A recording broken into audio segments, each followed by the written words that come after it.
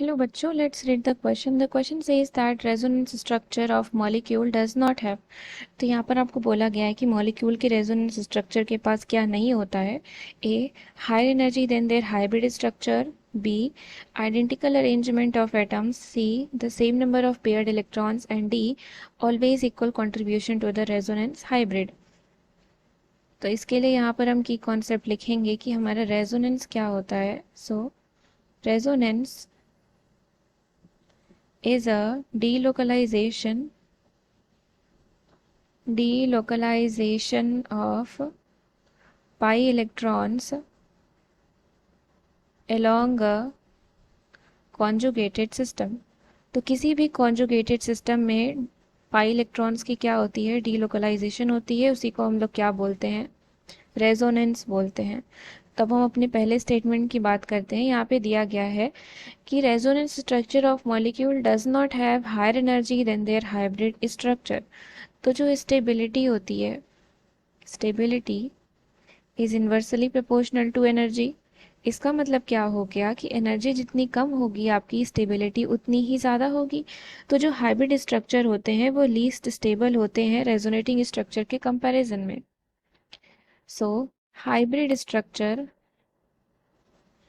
Is least stable than resonating structures. तो अगर resonating structure के कंपैरिजन में हाइब्रिड स्ट्रक्चर की स्टेबिलिटी कम है, इसका मतलब एनर्जी हाइब्रिड स्ट्रक्चर की क्या हो जाएगी, ज़्यादा हो जाएगी. तो यानी कि ये स्टेटमेंट आपका क्या हो जाएगा, करेक्ट हो जाएगा कि रेजोनेंस स्ट्रक्चर जो मॉलिक्यूल के होते हैं उनकी हायर एनर्जी नहीं होती हाइब्रिड स्ट्रक्चर के कंपैरिजन में. सो अब हम बात करते हैं अपने सेकंड स्टेटमेंट की, जहाँ पर बोला गया है आपको आइडेंटिकल अरेंजमेंट ऑफ एटम्स. तो क्या वहाँ पर आइडेंटिकल अरेंजमेंट ऑफ एटम्स होती है. तो इसके लिए हम एक एग्जाम्पल कंसिडर करेंगे. ये है हमारा इस तरीके का एग्जाम्पल हो गया CH3 एंड हियर यहाँ पे CH2 नेगेटिव चार्ज. तो यहाँ से हमारा क्या होगा, अगर हम इसका रेजोनेंस बनाए तो सबसे पहले हमारा क्या होगा, ये नेगेटिव चार्ज इधर आएगा. देन हमारा पाई बॉन्ड ऑक्सीजन की तरफ जाएगा. ऑक्सीजन के पास आपके क्या है, लोन पेयर ऑफ इलेक्ट्रॉन्स भी मौजूद है. तो हमारा कैसे बन जाएगा स्ट्रक्चर, सो सी हो जाएगा हियर ओ नेगेटिव. इस तरीके से ये एज इट इज़ रहेगा. यहाँ पर आपका आ जाएगा CH2. तो ये हमारा क्या हो गया, इसका रेजोनेंस स्ट्रक्चर हो गया. तो यहाँ से हम इससे हम क्या समझ सकते हैं, आपको बोला है आइडेंटिकल अरेंजमेंट ऑफ एटम्स. तो यहाँ पर हम देख रहे हैं कि एटम्स जिस जिस पोजीशन में पहले स्ट्रक्चर में है उसी उसी पोजीशन में सेकंड स्ट्रक्चर पे भी है. यानी कि एटम्स की जो अरेंजमेंट हो रखी है वो क्या है, आइडेंटिकल है.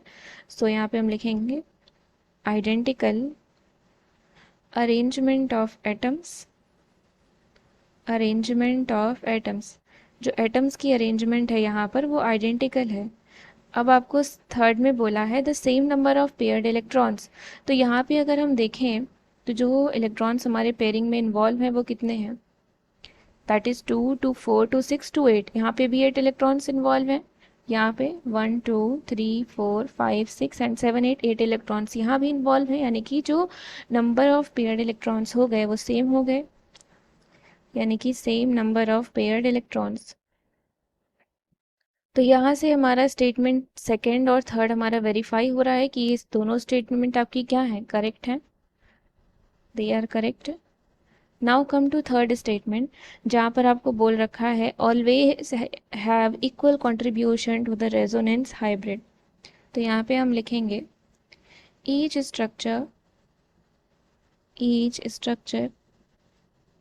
contributes to the resonance hybrid,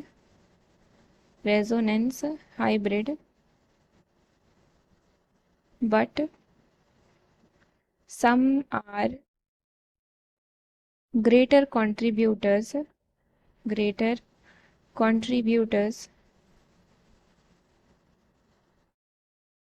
while some are smaller contributors. Smaller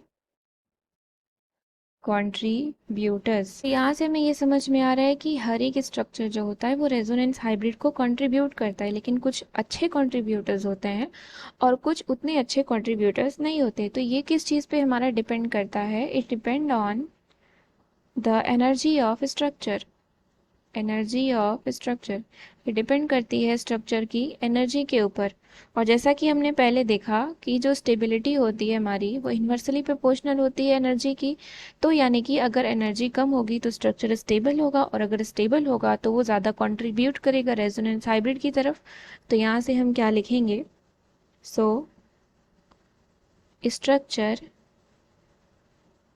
having less energy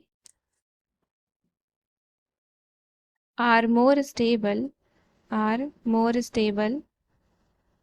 and contribute मोर, और वो ज़्यादा कंट्रीब्यूट करेगा इन कंपैरिजन टू दैट कि कोई स्ट्रक्चर अगर हमारा स्टेबल नहीं है।